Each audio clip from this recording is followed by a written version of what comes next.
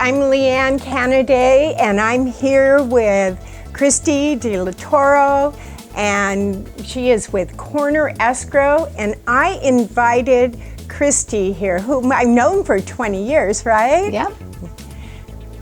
Because everybody knows escrow, the word escrow, but a lot of people, Christy, don't really know what you do. Even after they do an escrow, they still don't know all the things you do in escrow. So I thought it'd be really interesting for you to hear what goes on in an escrow.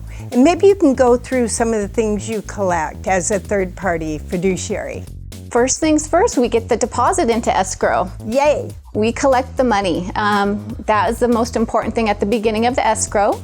And then we start collecting paperwork, escrow instructions, grant deeds, payoff demands, termite reports, home warranties, anything that needs to be paid through a transaction, we collect.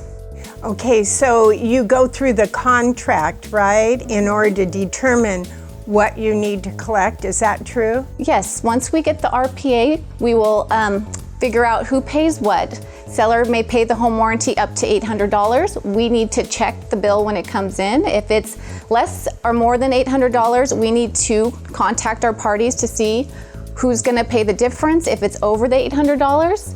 And we double check everything and we follow the contract, and our job as a neutral third party is to follow the contract, so that way we could represent the buyer and the seller equally. Perfect. And that's the most important thing. You are not on one side or another. You're a third-party independent fiduciary. Yes, we take instruction that is mutually agreed upon. Which is the contract, yes. Right? Mm-hmm. And some things can change after, and we, again, amendments could come up and we have to make sure both parties agree. Right.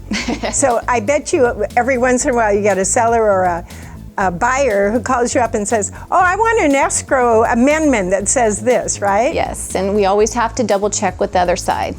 And just rest assured that escrow is not going to do anything with buyer and seller agreeing to the same thing. Exactly. Yeah, because it is an agreement. Yes. And when you said the word or the letters RPA, you meant? The residential purchase agreement. Right. Yes. We in the biz call it RPA. Purchase agreement, the contract, yes. Right. Mm-hmm. Okay.